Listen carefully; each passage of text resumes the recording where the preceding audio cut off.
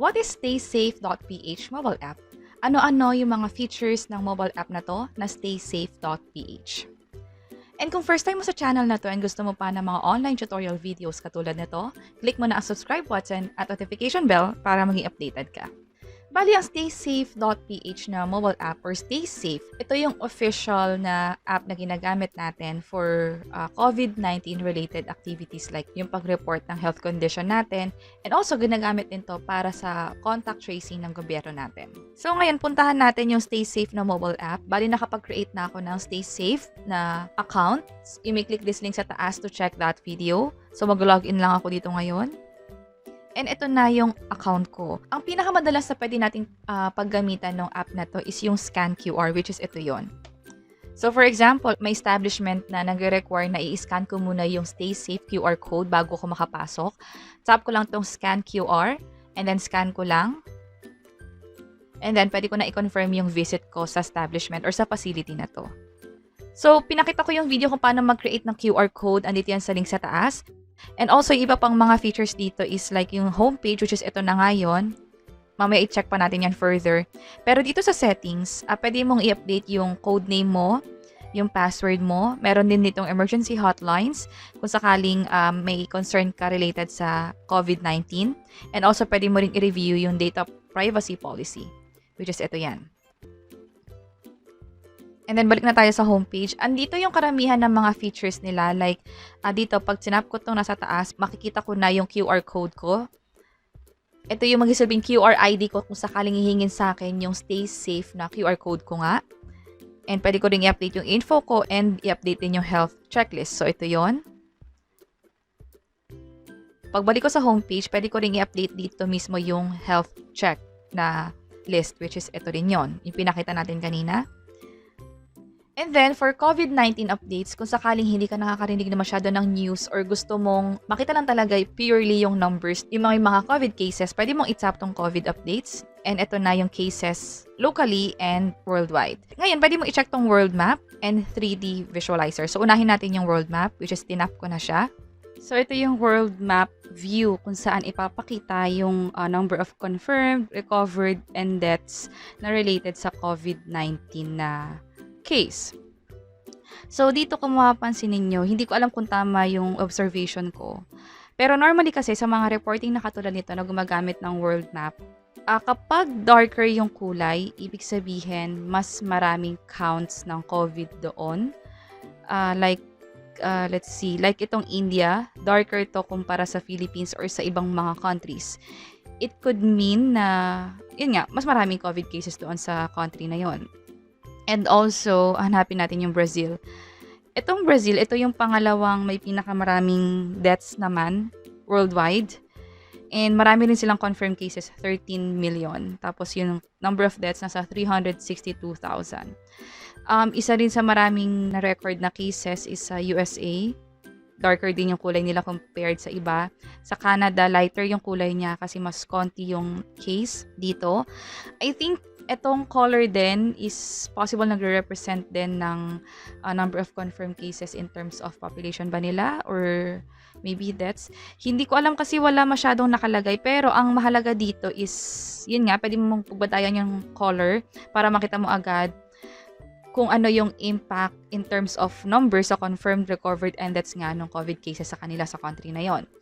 And pag chinek mo naman, pag sinap yung specific country like for the Philippines, ito siya, 904,000 yung confirmed, recovered 705, deaths is 15,000. And ito yung sa Russia, ito yung sa Romania, Niger, and then sa Japan. Ito na, ito yung sa Japan. Pag sinap ko yung wala, I mean parang C lang yan or white space, ito yung buong world count. And balik tayo sa 3D visualizer naman. Almost the same siya, except na naka 3D siya, of course. So, dito, pwede nyo makita yung number of confirmed cases nga yung even the deaths and recovered. So, sa Philippines, dito, kung ano yung nakapiling country, nakapula siya. Like ito, piliin ko yung Australia. Nakapula siya. Ibig sabihin, yun yung pinapakitang numbers currently, like dito. And also, the darker the color could mean na mas maraming cases ng COVID doon or maybe may iba pa silang metrics na ginamit. Pero ang mahalaga naman dito is at least makikita mo yung numbers nung country na gusto mo i-check. So, balik tayo dito. And are we flattening the curve? So, tap natin yan. Dito naman, ipapakita yung historical. Dito, month over month. I mean, yung monthly report naman ipapakita nila. Philippines yung naka-default dito. Pag pinalitan ko to, let's say, syempre Japan. Oops. Select natin yung country. Or maybe ibang country na lang. Try natin yung Canada. So, ito yung sa Canada. So, bumaba siya ng Q1 onwards ng 2021. Oops, Algeria pala to. Let's type Canada. Ito siya. Ito yung sa Canada. Medyo nag-U-shape siya dito. Bumaba and then nag-spike ulit.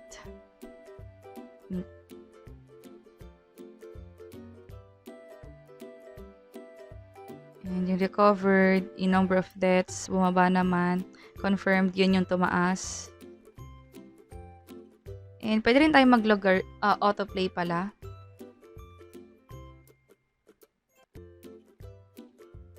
Siguro yung ibang mga features or options dito is pwede nyo na lang i-explore.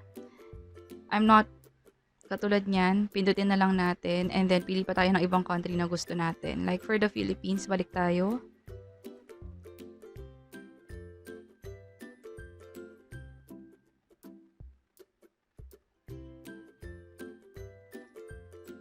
And pwede ka rin palang mag-compare ng two countries. Ito, nag-overlap siya. Yung red, yung Canada, yung Philippines, yung blue. And then, recovered. And then yung confirmed. Mag-linear tayo.